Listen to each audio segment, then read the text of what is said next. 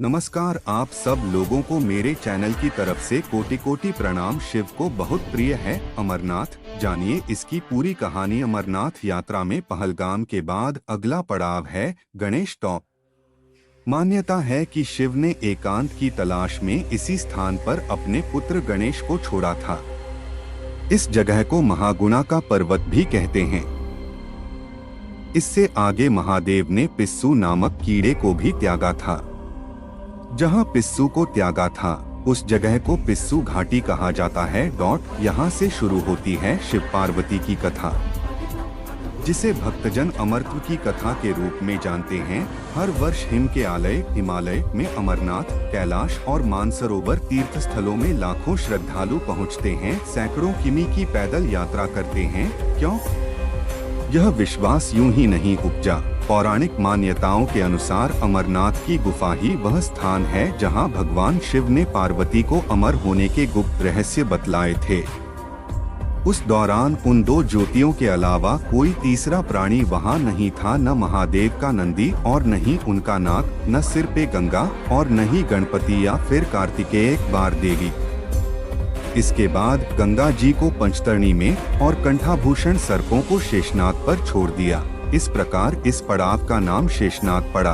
गुप्त स्थान की तलाश में महादेव ने अपने वाहन नंदी को सबसे पहले छोड़ा। नंदी जिस जगह पर छूटा उसे ही पहलगाम कहा जाने लगा। अमरनाथ यात्रा यहीं से शुरू होती है। यहाँ से थोड़ा आगे चलने पर शिवजी ने अपनी जटाओं से चंद्रमा को अलग कर दिया। जिस जगह ऐसा किया वह चंदनवाड़ी कहलाती है। शिव महापुराण में मृत्यु से लेकर अजरमर तक के कई प्रसंग हैं, जिनमें एक साधना से जुड़ी अमर कथा बड़ी रोचक है, जिसे भक्तजन अमर सुन कौन रहा था। उनकी दृष्टि तब उन कबूतरों पर पड़ी तो महादेव को क्रोध आ गया। वहीं कबूतर का जोड़ा उनकी शरण में आ गया और बोला, भगवान हमने आपसे अमर कथा सुनी है, यदि आप हमें मार देंगे तो यह कथा झूठी हो जाएगी। इस पर महादेव ने उन्हें वर दिया कि तुम सदैव इस स्थान पर शिव व पार्वती के प्रतीक की तरह निवास करोगे। अंततः कबूतर का यह जोड़ा अमर हो गया और यह गुफा अमर कथा की साक्षी हो गई। इस तरह इस स्थान का नाम अमरनाथ पड़ा। मान्यता है कि आज भी इन दो कबूतरों के दर्शन भक्तों को होते हैं।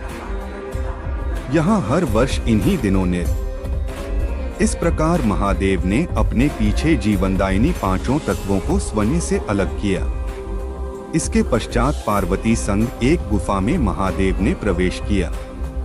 कोई तीसरा प्राणी यानी कोई व्यक्ति, पशु या पक्षी गुफा के अंदर घुसकर कथा को न सुन सके, इसलिए उन्होंने चारों ओर अग्नि प्रज्वलित कर दी। फिर महादेव ने जीवन के गूढ़ रहस्य की कथा शुरू कर दी। कथा सुनते हुए सो गई पार्वती। कबूतरों ने सुनी। कहा जाता है कि कथा सुनते सुनते देवी पार्वती को नींद आ गई। महादेव को यह पता नहीं चला, वह सुनाते रहे। उस समय दो सफेद कबूतर कथा